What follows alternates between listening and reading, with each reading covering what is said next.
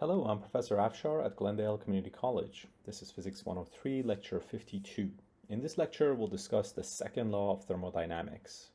This topic is covered in Chapter 22 of our textbook by Surway and Jowett. Before discussing the second law of thermodynamics, let's begin with a review of the first law of thermodynamics. The first law of thermodynamics is essentially a statement about the conservation of energy. The first law states that the change in the internal energy of a system is equal to Q plus W. Q is the amount of thermal energy or heat that is entering or leaving the system. If thermal energy is entering the system, if it's an input of energy, then Q is a positive quantity. If thermal energy is leaving the system, if it's an output of energy, then Q is a negative quantity. Similarly, W can be positive or negative. When W is a positive quantity, we sometimes say that work is being done on the system. When W is negative, we say that work is being done by the system. When work is positive, the internal energy of the system increases. When work is negative, the internal energy decreases. Also recall that by internal energy, we essentially mean energy that is associated with the microscopic motion or microscopic degrees of freedom of the molecules or atoms of a substance. For example, consider a cup of water at rest sitting on the floor. Since the height of the cup of water is 0, we can say that the cup of water as a whole has no gravitational potential energy. Since the cup of water is at rest sitting on the floor, we can say it has no kinetic energy. So we would say that the external energy of the system is 0. However, if we zoomed in on the water molecules inside that cup of water, we would see that those individual molecules are moving quite rapidly. They're moving in X, Y, and Z directions. Some of them might even be rotating. And as water molecules collide with each other, there might even be vibrations within the molecules. This is the type of energy we refer to as internal energy. So here we're talking about the change in the internal energy of the system, not the external energy.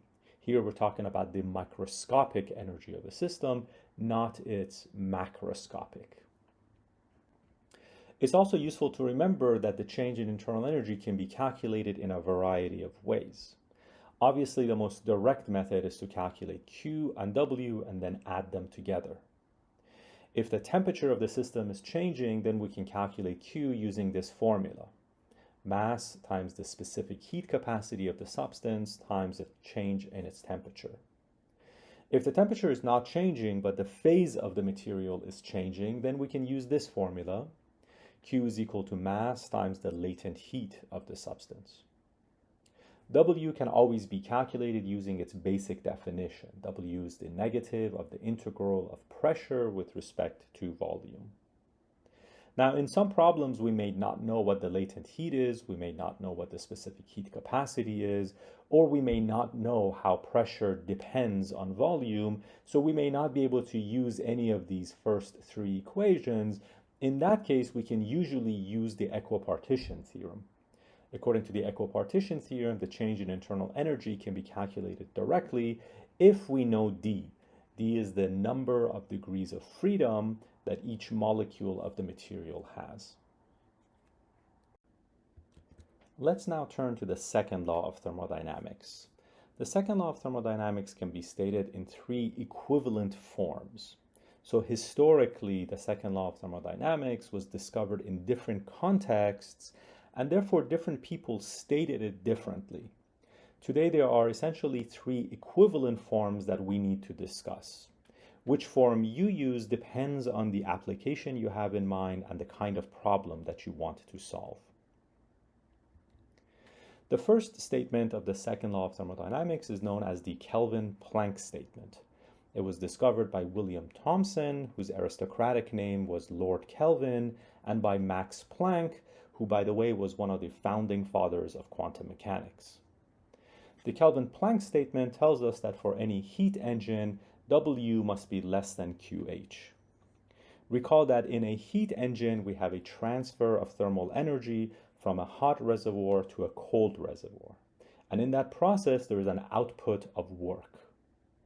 The Kelvin-Planck statement tells us that W must be less than QH. So the output of work must be less than the amount of thermal energy that is transferred into the system from the hot reservoir. Note that both quantities are in absolute value signs, so we're talking about positive quantities here.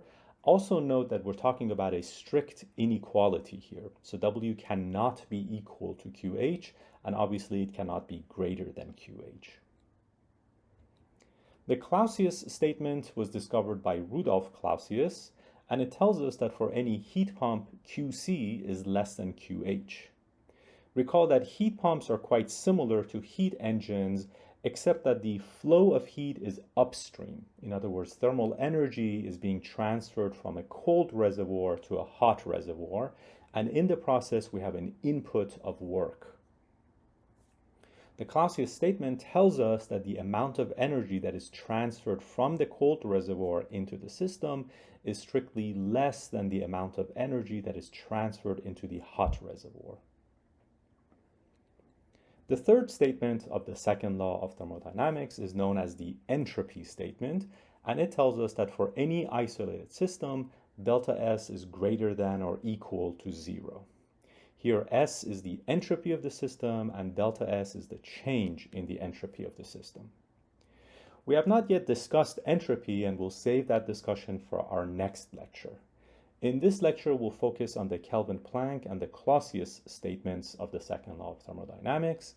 In our next lecture, I'll define entropy for you and discuss the entropy statement in more detail. Incidentally, at this point, it is not at all obvious that these three statements are really saying the same thing.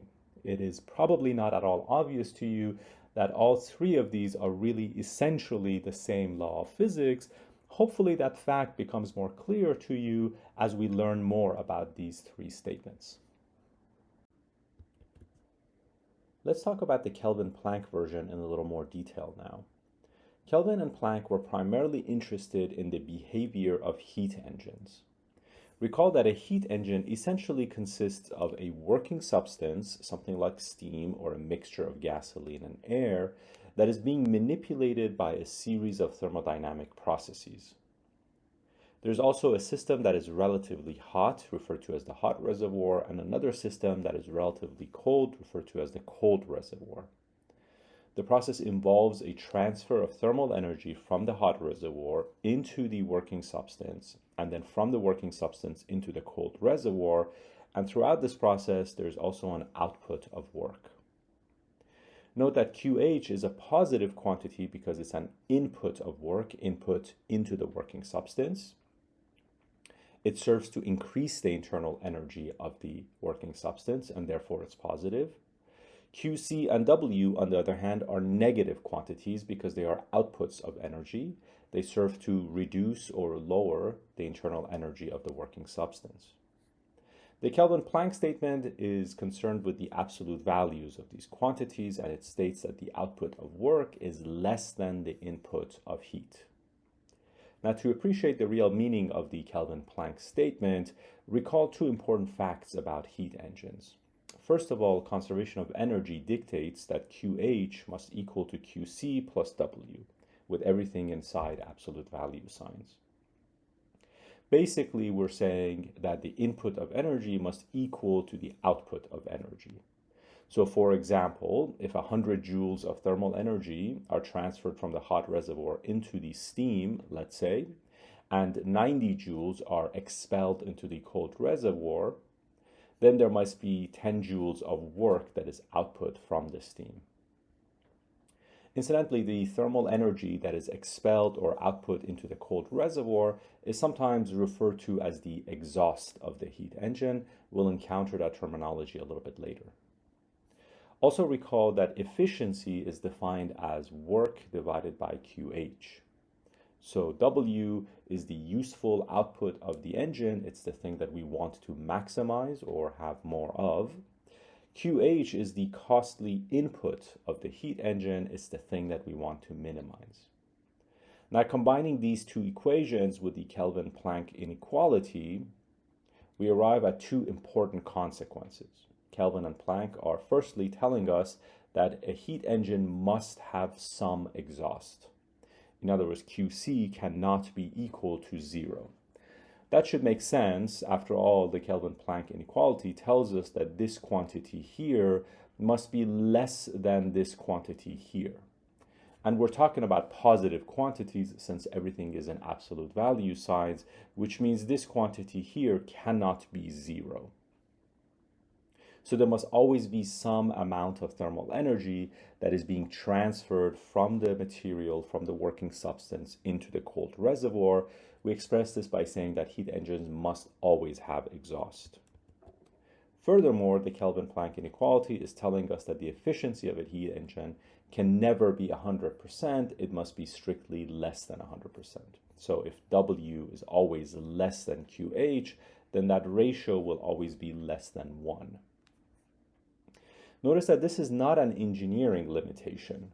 We're talking about the second law of thermodynamics as a fundamental law of physics. So this is not a matter of simply designing a better heat engine that might be more efficient. This is a fundamental limitation on all thermodynamic processes used to build any type of a heat engine. There will always be some exhaust and the efficiency will always be less than 100%. Let's now talk about the Clausius version of the second law of thermodynamics. Clausius was primarily interested in heat pumps, and at the time it wasn't obvious that heat pumps and heat engines are essentially the same thing. After all, a refrigerator looks very different than the engine in an automobile, but of course today we understand that both devices are essentially the same thing. They're both using thermodynamic cycles, but in different directions. So a heat engine runs in the clockwise direction and involves negative work, while a heat pump runs in the counterclockwise direction and involves positive work. But on a very fundamental level, they are the same thing. And therefore, the Clausius version of the second law and the Kelvin-Planck version of the second law are essentially saying the same thing. They're both talking about the same basic law of physics, but with different applications. The Clausius version states that QC must be less than QH for any heat pump. To appreciate the consequences of this inequality, recall 3 important facts about heat pumps. First of all, conservation of energy tells us that QH must equal to QC plus W, with everything inside absolute value signs. This is the same equation that we encountered when we were discussing heat engines, except now QH is an output, while QC and W are inputs. But conservation of energy is still telling us the same thing, that the output must equal to the input. Also recall that when we talk about heat pumps, we don't use efficiency, instead we talk about the coefficient of performance. Efficiency and coefficient of performance are basically telling us the same thing. They both characterize the quality or utility of the device that we have designed. However, efficiency ranges from 0 to 1, while COP ranges from 0 to infinity. So their numerical values can be very different, but conceptually they're very similar ideas. For a heat pump in cooling mode, COP is defined as QC over W. QC is the thing that we want to maximize, the thing we want more of. For a heat pump operated in heating mode, COP is defined as QH over W. QH is now the thing that we want to maximize. Combining these 3 equations with the Clausius inequality, we find 2 very important consequences. First of all, the Clausius version is telling us that a heat pump must have an input of work. In other words, W can never be equal to 0 for a heat pump. That should make sense because the Clausius inequality is telling us that QC must be less than QH, and since these are all positive numbers, if QC is less than QH, W can never be 0. There must always be some input of work. As a corollary, this statement is telling us that heat does not spontaneously flow from cold objects to hot objects. In other words, if you want heat to go from something cold to something hot, there must be some input of work, That phenomenon is not going to happen by itself spontaneously. This makes sense. If you take a block of ice and put it on the kitchen counter, heat will spontaneously flow from the hot ambient air into the cold ice. That happens all the time. That's why you'll see the ice melt. But the reverse process does not happen spontaneously. If you take a cup of water and put it on the kitchen counter and wait for it to spontaneously freeze, that will never happen. In order for that to happen, heat would have to spontaneously flow out of the relatively cold water into the relatively warm ambient air, and that does not happen as implied by the Clausius version. Furthermore, the Clausius inequality is telling us that the coefficient of performance of a heat pump can never be infinity. In other words, since W is always some finite number, this ratio in both cases will always be less than infinity.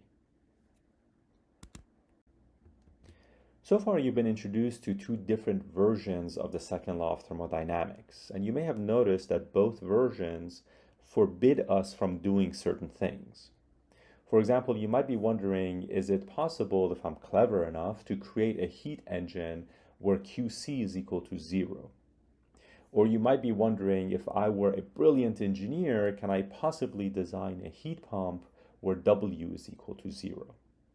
And the second law of thermodynamics basically says no to both of these questions, not as a matter of cleverness or engineering design, but as a fundamental law of physics. On a very fundamental level, nature prohibits us from creating heat engines or heat pumps with these characteristics. And so now you should probably be wondering, well, why not? Why doesn't nature allow us to do this? It turns out violations of the second law require this spontaneous flow of heat from cold objects to hot objects.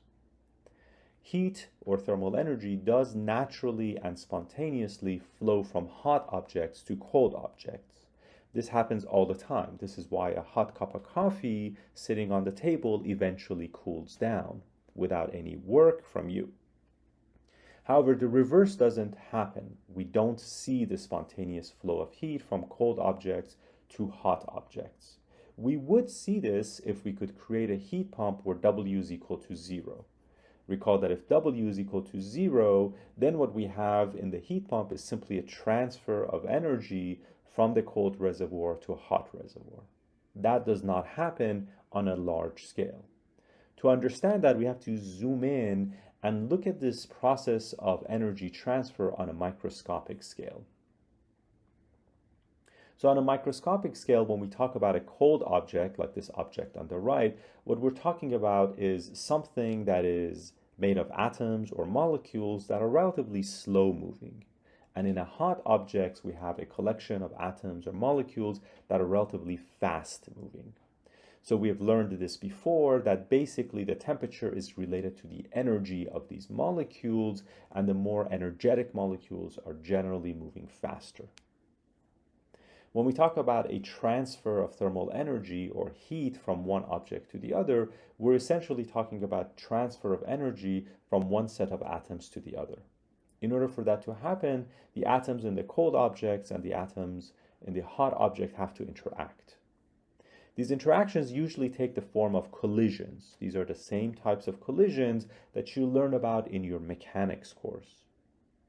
Recall from classical mechanics that you can analyze the collision of two atoms, for example, using the conservation of momentum, and if the collision is elastic, you can also use conservation of kinetic energy. It turns out that the laws of mechanics do not forbid the spontaneous flow of heat from cold objects to hot objects. In other words, using conservation of energy and conservation of momentum, you can show that it is possible for one slow-moving atom to transfer energy to a fast-moving atom. That would constitute a transfer of thermal energy from the cold object to the hot object.